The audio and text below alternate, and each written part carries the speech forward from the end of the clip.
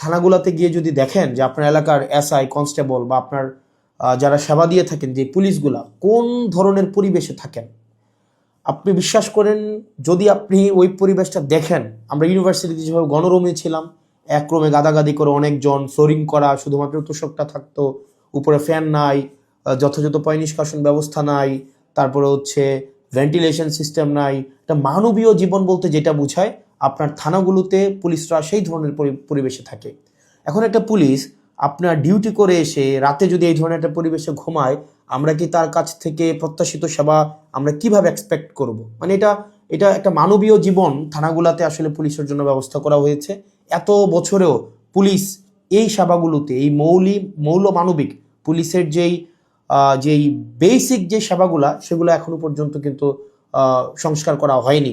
তৃতীয়ত, সবচেয়ে গুরুত্বপূর্ণ এবং তৃতীয়ত যেই অসুবিধাটি আমি থানাতে দেখলাম এই কয়েক মাসে, সেটা হচ্ছে আপনার থানা থেকে একটা অপরাধ কার্যক্রম সংগঠিত হয়, ফর এক্সাম্পল 15 কিলোমিটার 20 কিলোমিটার দূরে। একদিনে অনেকগুলো অপরাধ কার্যক্রম সংগঠিত একটা থানায় হতে পারে। পারিবারিক কলহ, মাদকের সমস্যা, ছিনতাই, ডাকাতি, চুরি, একাধিক সমস্যা সেখানে ঘটতে পারে। এখন প্রশ্ন হচ্ছে, একটা থানায় যদি আমার 16-17টা ইউনিয়ন, 20টা ইউনিয়ন, কোনো জায়গায় তারও বেশি ইউনিয়ন, প্রত্যেকটা জায়গায় যদি কোনো ধরনের অপরাধ কার্যক্রম সংঘটিত হয়, ধরি 10টা জায়গায় সংগঠিত হইলো বা 5টা জায়গায় সংগঠিত হইলো, আমার এই 5টা জায়গায় কিন্তু তাৎক্ষণিক রেসপন্স করতে হয়। এখন তাৎক্ষণিক যদি আমরা রেসপন্স করতে চাই, সেই জায়গাগুলোতে পৌঁছাইতে অবশ্যই আমাদের গাড়ির প্রয়োজন। মানে গাড়ি ছাড়া পায়ে হেঁটে তো নিশ্চয়ই এই ধরনের কার্যক্রমগুলোতে কখনোই পুলিশ তড়িৎ কোনো সিদ্ধান্ত বা তড়িৎ কোনো অ্যাকশন নিতে পারে না। কিন্তু আপনি যদি থানাগুলো যান, দেখবেন কোনো থানায় 10টা গাড়ির প্রয়োজন, 6টা গাড়ির প্রয়োজন, সেখানে থানাকে দেওয়া হয়েছে 1টা গাড়ি, 2টা গাড়ি।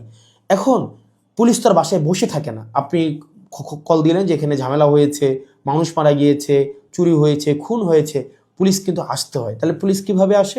পুলিশ দেখা যায় একটা ভ্যান ভাড়া করে, একটা অটো ভাড়া করে, অথবা দেখা যায় একটা লেগুনা ভাড়া করে, সেইটা করে কিন্তু তাকে যেতে হয়।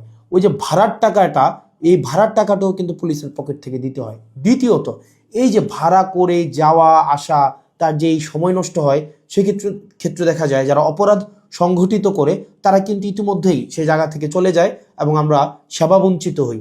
সেজন্য আপনি যদি পুলিশকে যুগোপযোগী করতে চান, পুলিশকে যদি আপনি তার সেবা তাৎক্ষণিক জনগণের কাছে পৌঁছাইতে চান, অবশ্যই তার ট্রান্সপোর্টেশন ব্যবস্থাটা অবশ্যই যথাযথভাবে করতে হবে।